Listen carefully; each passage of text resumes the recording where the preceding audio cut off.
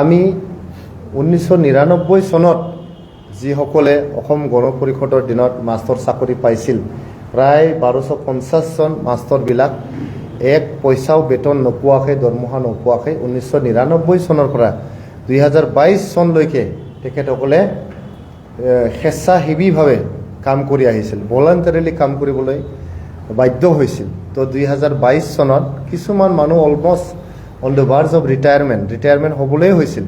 তেখেতসকলক আমি 1999 মাষ্টৰবিলাকক আমি মানে ৰেগুলাৰাইজ কৰিবলৈ, চৰকাৰী চাকৰি দিবলৈ আমি সক্ষম হৈছিলোঁ প্ৰায় 1250। আগৰ চৰকাৰৰ দিনত প্ৰায় 650 জন আমাৰ ফৰেষ্ট ডিপাৰ্টমেণ্টত তেনেকৈ মাষ্টাৰ ৰোলত কাম কৰা যিখিনি আমাৰ কৰ্মচাৰীসকল আছে 650তকৈ অধিক তেখেতসকলক আমি ৰেগুলাৰাইজ কৰিবলৈ আমি সক্ষম হৈছিলোঁ। আৰু নতুনকৈ আমি প্ৰায় 450তকৈ অধিক আমি ফৰেষ্ট ডিপাৰ্টমেণ্টক ৰিক্ৰুটমেণ্ট কৰিবলৈ আমি সক্ষম হৈছিলোঁ। আমাৰ প্ৰায় 17 বছৰ BPFৰ চৰকাৰৰ দিনত আমাৰ ইয়াতে village council development committee VCDC ইয়াতে গঠন কৰা হৈছিল। কিন্তু এই VCDCখন চলাবলৈ যেনেকৈ পঞ্চায়তত ছেক্ৰেটাৰী থাকে, আমাৰ ইয়াতে পঞ্চায়তটো ৰিপ্লেচ কৰি পেলাই VCDC অনা হ'ল, কিন্তু VCDCত এজনো চৰকাৰী কৰ্মচাৰী নাছিল। এই VCDCবিলাক চলাবলৈ এজনো VCDC কৰ্মচাৰী নাছিল।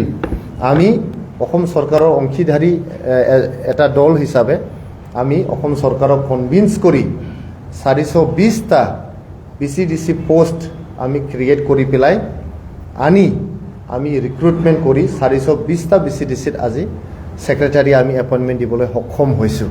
আৰু চেয়াৰমেনবিলাকক এছিষ্ট কৰিবলৈ, ব্লক ডেভেলপমেণ্ট অফিচাৰক এছিষ্ট কৰিবলৈ, TCL CCক এছিষ্ট কৰিবলৈ এইবিলাক VCDC ছেক্ৰেটাৰীসকলে কাম কৰি আছে। আমি নতুনকৈ 6,000তকৈ অধিক আমি টেট কোৱালিফাইড টিচাৰবিলাকক আমি ৰিক্ৰুট কৰিব পাৰিছোঁ। আমাৰ দিনত প্ৰথমবাৰৰ কাৰণে গ্ৰেজুৱেট টিচাৰ আমি দিবলৈ সক্ষম হৈছোঁ। আৰু প্লাছ আমি প্ৰায় 1200 জনমান আমি গ্ৰেজুৱেট টিচাৰৰ কাৰণে SIU আমি এপ্ৰুভ কৰিবলৈ আনিবলৈ সক্ষম হৈছিলোঁ। 934 আমি মানে LP আৰু ME টেট নতুনকৈ BTC টেট বুলি যোনটো আছে এইটো ৰিক্ৰুটমেণ্ট কৰাৰ কাৰণে আমি এডভাৰটাইজমেণ্ট দিলোঁ, ছিলেকশ্যন প্ৰচেছ চব শেষ হৈ গ'ল, খালি এপইণ্টমেণ্ট দিয়াটো বাকী আছিল।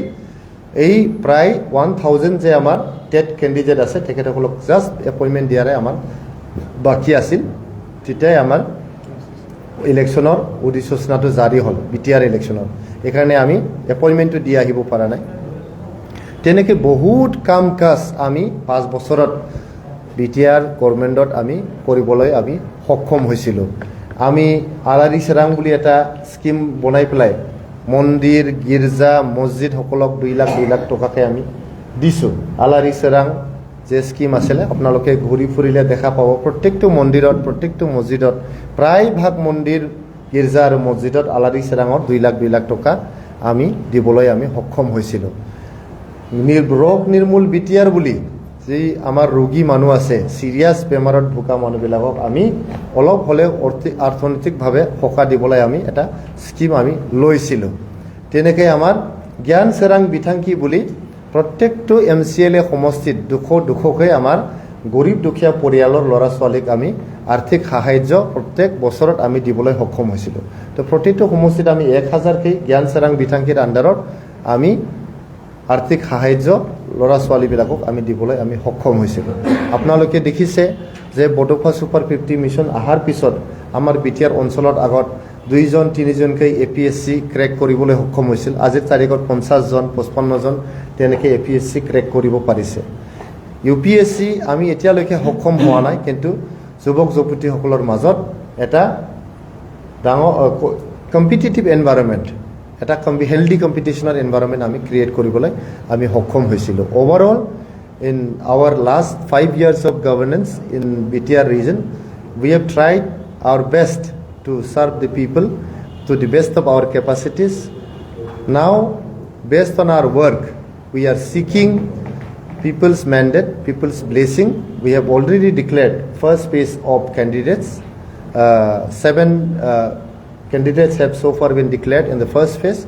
Today, we are declaring another 4 candidates from United People's Party Liberal, and we are just reading out the names and name of the constituencies for your ready reference and for your wider circulations and publications.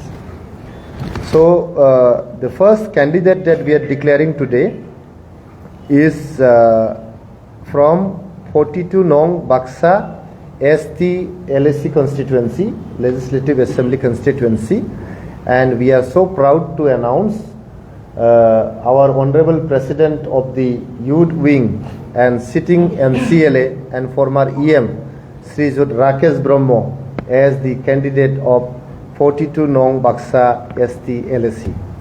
Secondly, we are declaring from 72 Nong Gohapur constituency, Gohapur, which is partially Bodoland Territorial Region now, because it has been, the Bodoland Territorial Region boundary has been expanded till Gohapur.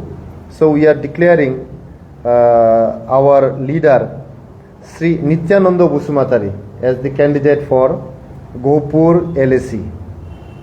Third candidate is from the Nityananda Busumatari. We will distribute this copy to you, and we are declaring from 66 Nong Borsola constituency, Borsola LSC constituency, I repeat, and the name of the candidate is our leader Sri Baburam Busumatari. So Baburam Busumatari is our candidate for 66 Nong Borsola constituency. Next we have is from 28 Nong Boko Soigao Scheduled Tribe constituency. I am repeating again, 28 Nong Boko Soigao Scheduled Tribe constituency, and name of the candidate of our United People's Party Liberal is Sri Jud Manoj Busumatari. I repeat, Manoj Busumatari is the candidate for 28 Nong Boko Soigao ST constituencies. Thank you so much.